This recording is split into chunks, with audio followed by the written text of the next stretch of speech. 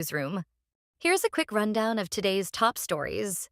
Saturday, July 26th. Emong has exited the Philippine area of responsibility, prompting the State Weather Bureau to lift all tropical cyclone wind signals, says PAGASA. Tropical depression. Emong has exited the Philippine area of responsibility, prompting the State Weather Bureau to lift all tropical cyclone wind signals as of Saturday morning, July 26th.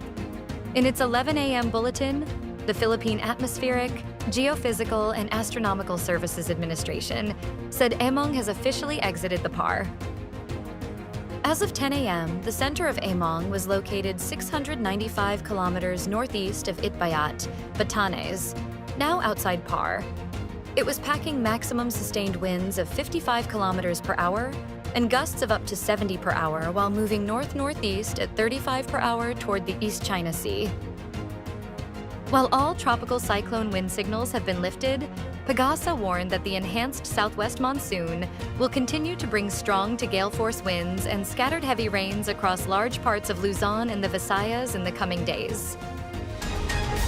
The Supreme Court has declared Vice President Sara's impeachment unconstitutional. The Supreme Court declared unconstitutional the impeachment complaint filed by the House of Representatives before the Senate as impeachment court against Vice President Sara Duterte.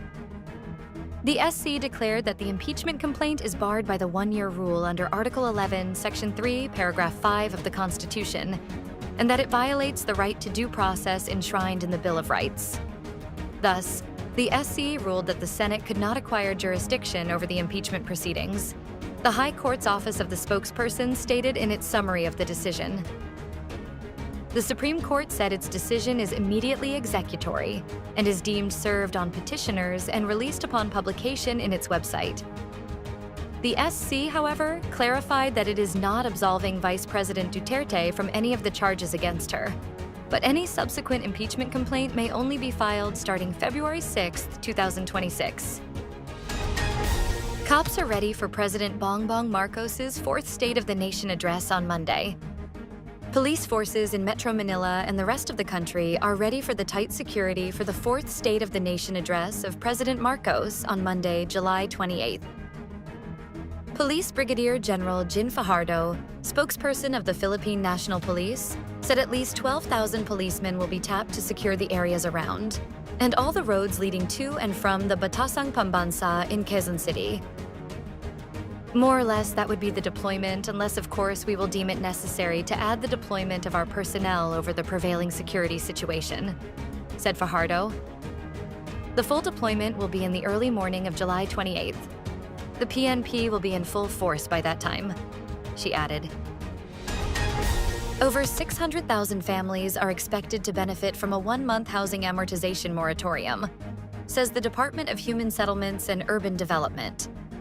More than 600,000 families are expected to benefit from the one-month moratorium on the monthly amortization on housing loans as part of the government's program to ease their burden amid the adverse effects of the series of weather disturbances that hit the country in the past days. Department of Human Settlements and Urban Development Secretary Jose Ramon Aliling said 500,000 households from the National Housing Authority will benefit from the one-month moratorium to be imposed this August, while 34,622 families will also be given one-month payment moratorium under the National Home Mortgage Finance Corporation. He said more than 148,000 families whose homes and livelihoods were severely impacted by the recent typhoons and the intensified southwest monsoon will benefit from the moratorium from the Social Housing Finance Corporation. Fires have engulfed Turkey's Mediterranean coast as the government declares 2 western provinces to be disaster zones.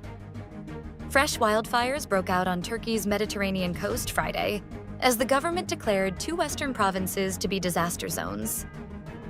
TV footage showed flames and smoke billowing into the sky close to high-rise apartment blocks in Antalya, where local and foreign visitors flocked during the summer months.